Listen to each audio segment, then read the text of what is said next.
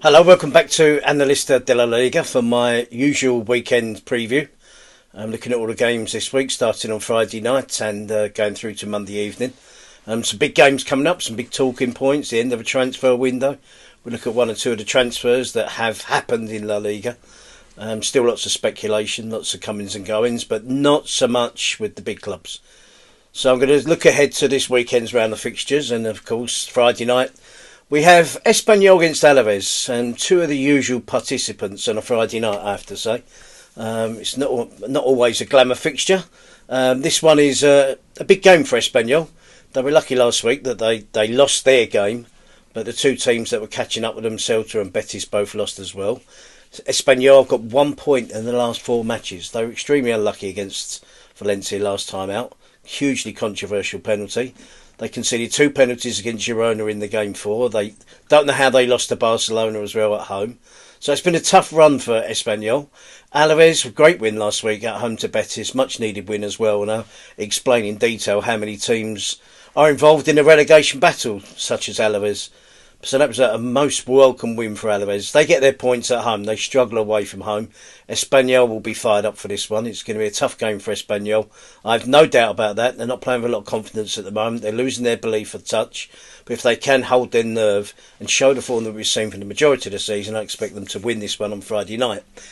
Then on Saturday, we start off with Oviedo, bottom of the table, against Girona. And Girona were fortunate to get the draw, and not in general play against Getafe on Monday night. In general play, they deserved at the very least a draw, but they managed to salvage a very, very late equaliser against a struggling Getafe team.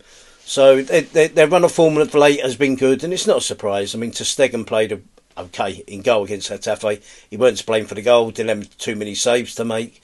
But he's a good signing. They have brought in one or two others as well. Fran Beltran has come in from Celta Vigo, which is a really good signing. And Claudio Echeverria, who has come on loan from Manchester City. So it certainly does help Girona when you've got friends in high places. Ter Stegen on loan from Barcelona. And Echeverria, who came on as a sub last season in the FA Cup final. Joined the club, immediately was in the first team squad. Came off the bench in the cup final against Palace. He's now gone on loan to Girona. So that's a couple of decent signings there for Girona. Three decent signings for Girona. Oviedo, they're 9 adrift now. It wasn't the time to judge them last week in the defeat against Barcelona. They played well first half, but succumbed to the pressure in the second half. They are scoring a few more goals. Guillermo Almada has made an improvement since becoming the third manager of the season for Oviedo. This is a big game because it's against another relegation candidate, but as I say, Oviedo are running out of time. I expect them to put up a good fight in this one. I'm going to go for a draw in this one. I think Oviedo can hold their own against Girona, so that'll be the start of proceedings on Saturday. Then we come to Osasuna against Villarreal. Osasuna are good at home. They did get an excellent win last week at Rayo, though, 3-1 away from home. Raul Moro's come in for Osasuna, so he's a good signing. So I expect him to be involved tomorrow. He was the young winger that was at Valladolid last season, was the only shining light for Valladolid. Then went off to join Ajax. Hasn't worked out for him, so he's made a quick return back to La Liga, so that's a good signing for Osasuna. Osasuna against Villarreal. Villarreal really disappointed me last week in the performance against Real Madrid. I made the point about Real Madrid having a back four that shouldn't scare Villarreal with their attacking players, but it was a cowardice performance from Villarreal. They didn't open up. They didn't go for Real Madrid. Played into the hands of Real Madrid, and it was a comfortable win in the end for Real Madrid. And Villarreal have struggled against teams above them in La Liga this season. And I thought that might be a statement victory last week for Villarreal, but they didn't approach it in the right manner. Lacked confidence, lacked belief. That was from the players and from the manager. And I think they'll struggle in this one. The disappointment again in midweek in the Champions League. More disappointing in the Champions League, but only picked up 1 point. Osasuna, I take Osasuna to beat Villarreal in this one. Villarreal, a nice footballing team. Osasuna can be powerful, direct. They've got a game plan, and they're good at home, and Budimir will be amongst the goals again. So I'm going to go for a home win for Osasuna. Levante against Atletico Madrid. Levante are much better. Luis Castro has taken over, and they're a good watch. And at home, the atmosphere is sensational. It was the game of the weekend last week when they beat Elche 3-2. Lots of drama at the end. Levante will give Atletico a right good game in this one. And I'm not convinced with Atletico Madrid. I don't think anybody is. And, another disappointing performance in the Champions League. Good win last week for Atleti at home to Mallorca 3-0. They seem to make hard work of every game they play in. They did beat Levante 3-1 at home earlier in the season. But I'm going to go for Levante to get a draw from this one. And one player to look out for, got some young players coming into the group since the new manager's taken over. Carlos Espy is a 20-year-old. Big, strong, powerful centre-forward. He's made an impact mostly from coming off the bench, and I think he will cause Atletico Madrid problems whenever he takes part in this match. So I'm going to go for a draw. I'm going to go for Levante to get a point. They're in 19th position. 17 points is, I'll explain in detail how many teams, as I say, involved in the relegation battle. Then we have 11th place Elche against top of the table Barcelona on Saturday night. It's the Saturday night match. Elche lost 3-1 at Barcelona early in the season. Did put up a good impression though. They defend with a really high line, probably a touch higher than Barcelona if that's possible. So expect lots of attacking offside play, lots of illegitimate attacks where goalkeepers make saves but they wouldn't have counted. I do think that Elche are just suffering a little bit at the moment. As I say, that dramatic defeat last week on Friday evening away from Levante will hurt their cause. They've still been playing well, but they haven't been picking up points. They haven't been picking up wins. Some good young players coming into the team. Edis Arabia is doing a fabulous job, but they do have cause for concern. I mean, looking at the table now, they're 24 points. The relegation zone is Mallorca, 21 points. So 3 points separate Elche from being in 8th, 9th, 10th place until recently. Sunday they were in 11th and just 3 points above the drop zone. I go for a Barcelona win. I just think they'll have too much. Frankie de Jong will return back in. He was missed in the Champions League game, along with Pedri, of course, who's missing injured. Frankie de Jong was suspended. So I'm going to go for a Barcelona victory in that one. And on Sunday, the intriguing game of the weekend, Real Madrid's the early kick-off on Sunday. I'm blessed that I'm commentating on this game. It's against Rayo Vallecano. Rayo Vallecano got the draw at Vallecas early in the season, 0-0.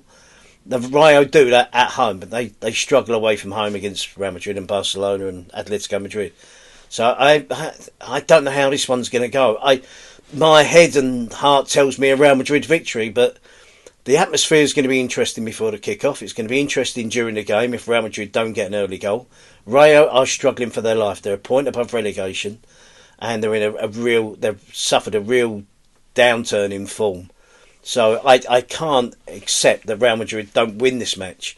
But it's Real Madrid, and we know the drama that goes with the club. We know the controversy now where people are questioning the appointment of Alvaro Arbeloa. I've always been questioning it. But the defeat against Benfica it's a sensational story.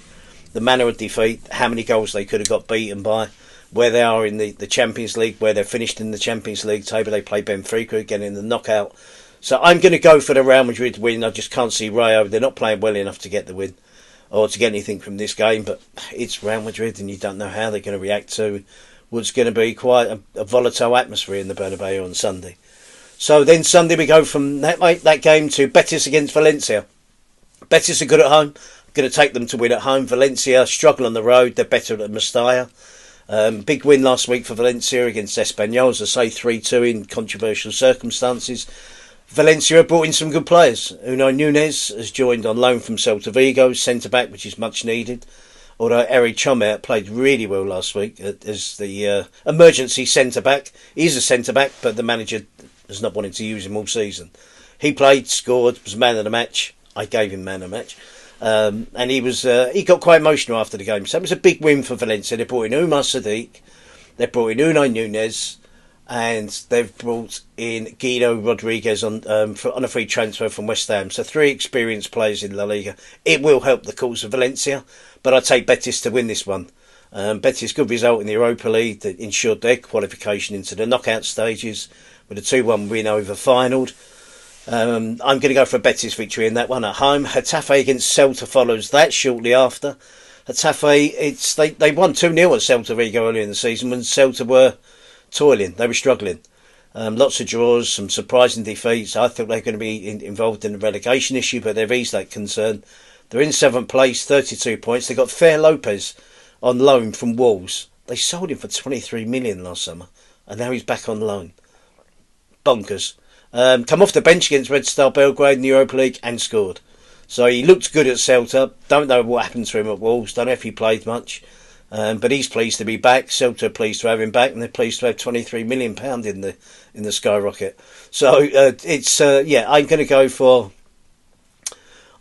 a Getafe win. They surprised me. They brought in some loans and free transfers.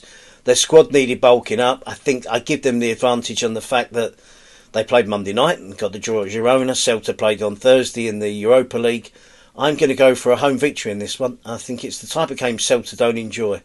It's going to be up and at 'em approach it's going to be brutal from Getafe, that's for sure. So I'm going to go for a home victory in that one. My second game of the weekend, both on Sunday, is Athletic Club against Real Sociedad in the Basque Derby. I was so lucky to have co-commentated on the English-speaking world feed in the first Basque Derby this season. It was a brilliant game. Got a Chitegi, got a 92nd minute winner for Real Sociedad in a 3-2 victory. I'm going to go for an away win. Real Sociedad have played really well since the change of the new manager. They look a different outfit, full of confidence. They're in 8th place, 27 points. That's only 6 points above relegation. But the way they're playing at the moment, they're clearing that easy. They're moving up the table.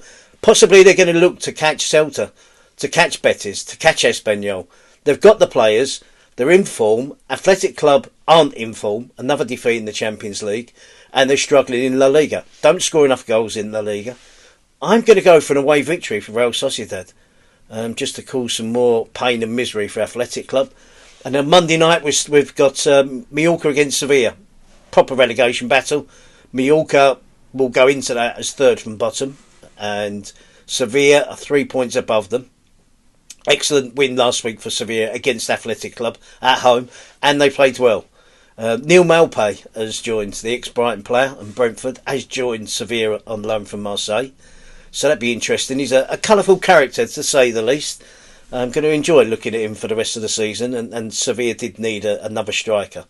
So this is a difficult one. I'm going to go for a draw. I think Sevilla are well organised, well structured defensively. They struggle to score goals. Mallorca, likewise, they do have Marici, but I'm going to go for the draw in this one. As I say, I've got from relegation Real Sociedad in 8th, 27 points, 6 points above Mallorca. In the bottom, who are 18th in the third from bottom. I don't give Oviedo much chance unless they start putting together wins in the next 2 or 3 games. So it's 12 clubs flirting with relegation. We have the top 2 at the top, maybe Atleti just out of reach, but still possibility. And as I said, then we've got the likes of Espanyol, Celta Vigo, Betis, now Real Sociedad, maybe Osasuna, competing for the rest of the spots in European football. So looking forward to this weekend. I'm sure you will. The intrigue of the Real Madrid game, an attractive game for Elche against Barcelona. Enjoy La Liga, and thanks for joining me on Analista de la Liga, and don't forget to subscribe. Thank you.